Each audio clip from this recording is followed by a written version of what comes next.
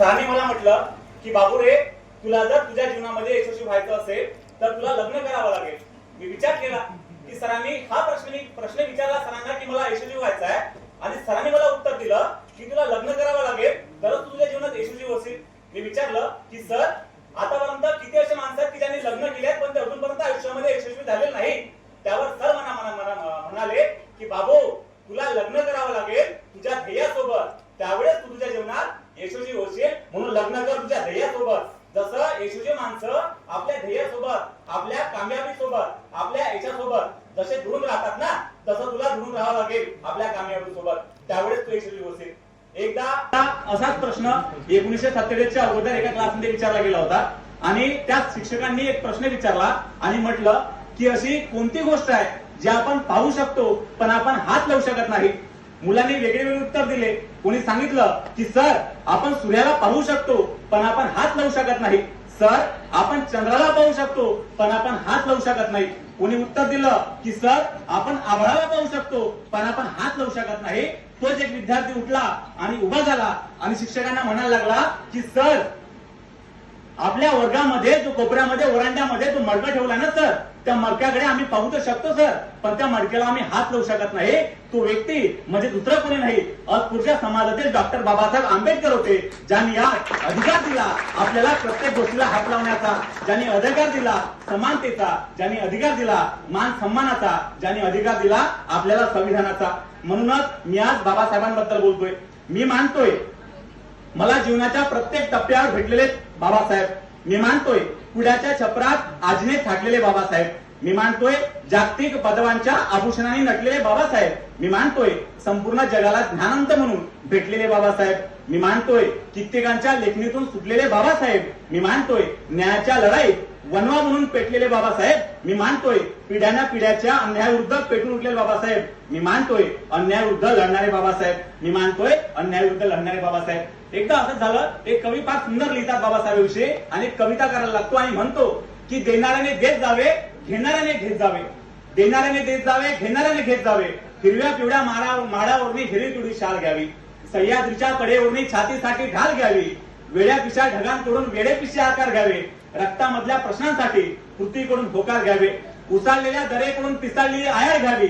भरलेल्या भूमीकडून तुकोबाची माळ घ्यावी. देणाऱ्याने देत जावे, घेणाऱ्याने घेत जावे. घेता घेता एक दिवस देणाऱ्याचे हात घ्यावे. आपल्याला डॉक्टर बाबासाहेब आंबेडकरांकडून अशा गोष्टी घेता आल्या पाहिजे ज्या त्यांनी आजपर्यंत आपल्याला पुरवल्या. त्यांच्याकडून आपल्याला चांगले विचार घेता आले पाहिजे. त्यांच्याकडून आपल्याला ज्ञान घेता आलं पाहिजे. त्यांच्याकडून आपल्याला संपत्ती घेता आली पाहिजे, ज्ञानाची संपत्ती घेता आली पाहिजे. त्यांच्याकडून आपल्याला पुस्तक वाचण्याचं ज्ञान घेता आलं पाहिजे. अशा कित्येक गोष्टी आपल्याला बाबासाहेबांकडून घेता आल्या पाहिजे. एक मला गोष्ट आठवते, ज्यावेळी डॉक्टर बाबासाहेब आंबेडकर 10वीला होते, 10वीला असताना त्यांच्याकडे एवढी परिस्थिती नव्हती की ते आपल्या तालुक्याच्या ठिकाणी जाऊन राहील. म्हणून रामजी बाबांनी निश्चय केला की बाबासाहेब, आपण तालुक्याच्या ठिकाणी जाऊन राहूया आणि आपण दोघच जण जाऊया. म्हणून रामजी आंबेडकर आणि बाबासाहेब आंबेडकर तालुक्याच्या ठिकाणी राहायला गेले. या मुले राहायला गेले की बाबासाहेबांचा अभ्यास झाला पाहिजे. बाबासाहेब जायचे, पेपराला जायचे, 10 वाजता जेवण करायचे, पेपराला जायचे, 2 वाजता वापस यायचे. वापस करून जेवायला बसायचे. जेवणाला बसल्यानंतर आपल्या बाबांना विचारायचे, रामजी बाबांना विचारायचे की बाबा, तुमचं जेवण. त्यावर रामजी आंबेडकर म्हणायचे की बाबा भीमा, पहिले तू करून घे, तुझं झालं की नंतर मी करतो. नंतर दुसरा दिवस उगवायचा. 10 वाजता बाबासाहेब पेपराला जायचे. 10 वाजता पेपरतून 2 वाजता परत यायचे. परत जेवण करायला बसायचे आणि आपल्या वडिलांना विचारायचे की बाबा, तुमचं जेवण. त्यावर रामजी आंबेडकर म्हणायचे की बाबा भीमा, अगोदर तू करून घे, तुझं झालं की मी करतो. पुन्हा तिसरा दिवस उगायचा. बाबासाहेब 10 वाजता पेपराला जायचे. 2 वाजता पेपरतून परत यायचे आणि आपल्या वडिलांना विचारायचे की बाबा, तुमचं जेवण. त्यावर रामजी बाबा म्हणायचे की बाबा भीमा, अगोदर तू करून घे, तुझं झालं की मी करतो. पुन्हा 14 दिवस उगवला. बाबासाहेब 10 वाजता पेपराला गेले. पेपर देऊन 2 वाजता परत आले. जेवायला बसले. जेवायला बसल्यानंतर तोच प्रश्न बाबासाहेबांनी आपल्या वडिलांना विचारला की बाबा, तुमचं जेवण. त्यावेळेस रामजी बाबांनी म्हटलं की बाबा रे, अगोदर तू करून घे, तुझं झालं की मी करतो. बाबासाहेब जेवायला बसले. जेवण करून राहिले. जेवण झालं. जेवण झाल्यानंतर बाबासाहेबांच्या लक्षात आलं की आपण जेवण केल्यानंतर या दवडीमध्ये, या टोपलीमध्ये भाकरी शिल्लक राहत नाही, तर आपले बाबा खात तरी का असेल. मी त्यांना पुन्हा म्हणतो की बाबा, तुमचं जेवण. माझे बाबा म्हणायचे की पहिले तू करून घे, तुझं झालं की मी करतो. पण त्या दवडीमध्ये भाकरी शिल्लक राहत नाही.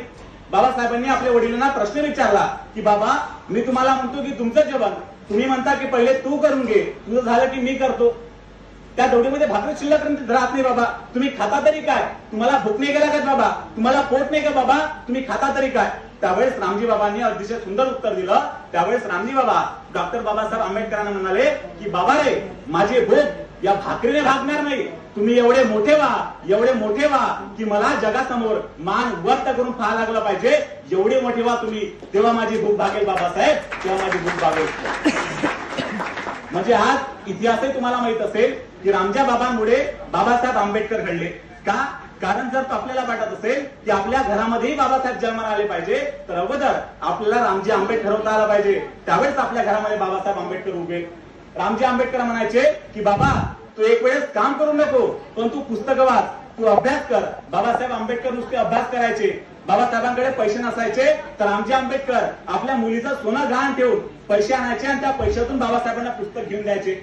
बाबासाहेबांना वाटायचं की आपले वडील आपल्यासाठी एवढे मेहनत करतात, आपणही पुस्तकं वाचले पाहिजे, आपणही अभ्यास केला पाहिजे, आपणही पहिला क्रमांक मारला पाहिजे. बाबासाहेबांकडे पैसे नसायचे, मित्राच्या खोलीवर जायचे. मित्राच्या खोलीवर जाताना 3-4 किलोमीटर पायदळ जायचे आणि मित्राकडून एक पुस्तक आणायचे आणि पुस्तक आणल्यानंतर तेच पुस्तक मित्राला दुसऱ्या दिवशी परत करायचे. मित्र त्यांना विचारायचा की बाबासाहेब हे पुस्तक मी तुम्हाला कालच दिलं, एवढं मोठं पुस्तक तुम्ही मला आज वापस केलं, कसं काय तुम्ही वाचून काढलं? त्यावेळेस बाबासाहेब म्हणायचे की बाबा रे, हे पुस्तक ज्यावेळेस तू मला दिलं, काल दिलं, त्यावेळेस तुझ्या घरून निघताच मी 3 किलोमीटर चाललो आणि ते जाता मी पूर्ण वाचून काढलं. म्हणजे विचार करा, बाबासाहेबांना वाटायचं की हे पुस्तक माझ्या हाती आज पडलं, उद्या पडेल की नाही पडेल याची मला गॅरंटी नाही, म्हणून हे पुस्तक माझ्या हाती आज पडलं आणि माझी परिस्थिती नाही आहे की हे पुस्तक मी पुन्हा विकत घेऊ शकेल, म्हणून हे पुस्तक माझ्या हाती आज पडलं. म्हणून असं वाचायचं की पुन्हा ते पुस्तक विकत घेण्याची गरज पडता कामा नये. म्हणून बाबासाहेबांना जर तुम्ही विचारलं की बाबासाहेबांना जर कोणी म्हटलं की बाबासाहेब या पुस्तकातलं 10व्या नंबरच्या पानावरलं 3ऱ्या नंबरच्या ओळीतलं हा कोणतं वाक्य होतं, तर बाबासाहेब अचूक पाठ करून सांगायचे. म्हणजे पुस्तकात न पाहून सुद्धा सांगायचे.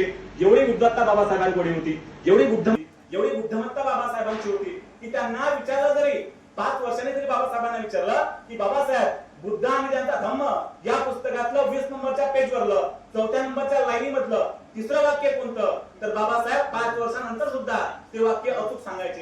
का बरं? कारण त्यांनी परिस्थिती घडवली, त्यांनी परिस्थितीला घडवलं. ते म्हणतात ना की परिस्थिती माणसाला घडवतही नाही, परिस्थिती माणसाला बिघडवतही नाही, माणूसच परिस्थिती घडवतो आणि माणूसच परिस्थिती बिघडवतो. एकदा बाबासाहेबांच्या दहावीमध्ये पहिला क्रमांक आला आणि पहिला क्रमांक आल्यानंतर मुंबईच्या परेडच्या चाळीमध्ये त्यांचा सत्कार समारंभ ठेवण्यात आला आणि त्या सत्कार समारंभाला कृष्णाजी अर्जुन किरुस्कर नावाचा एक व्यक्ती तिथे होता. अध्यक्ष म्हणून त्यांनी स्थान घुसवलं आणि बाबासाहेबांचा सत्कार करण्यात आला. एक अस्पृश्य समाजातील व्यक्ती एक 10वीमध्ये पहिला क्रमांक आणतो, त्यांचा सत्कार समारंभ ठेवण्यात आला आणि त्या सत्कार समारंभाला कृष्णाजी अर्जुन किरुस्कर हे प्रमुख पाहुणे म्हणून उपस्थित होते. ज्यावेळेस बाबासाहेबांचा सत्कार झाला त्यावेळेस कृष्णाजी अर्जुन केळुसकरांनी गौतम बुद्ध नावाचं पुस्तक बाबासाहेबांना भेट म्हणून दिलं. त्यावेळेस बाबासाहेब लिहितात, जर माझ्या हाती गौतम बुद्ध नावाचं पुस्तक पडलं नसतं तर मी कधीही संविधानाचा निर्माता म्हणून उभा राहू शकलो नसतो. एक पुस्तक एका व्यक्तीच्या हाती पडतं, तो व्यक्ती ज्योतिबा फुलेवरून महात्मा ज्योतिबा बनण्याचा प्रवास चालू करतो. एक पुस्तक गांधीजीच्या हाती पडतं तर तेच गांधीजी महात्मा गांधी बनण्याचा प्रवास चालू करतो. एक पुस्तक एका स्त्रीच्या हाती पडते, ते स्त्री सावित्रीबाई बोलून क्रांतीज्योती सावित्रीबाई फुले बनण्याचा प्रवास चालू करतो. एक पुस्तक एका व्यक्तीच्या हाती पडते, तोच व्यक्ती बाबासाहेब आंबेडकरांवरून संविधानाचे निर्माता म्हणून, महामानव म्हणून, क्रांती म्हणून एक उभे होते, ते म्हणजे डॉक्टर. एक छोटी कविता सांगतो आणि संपवतो.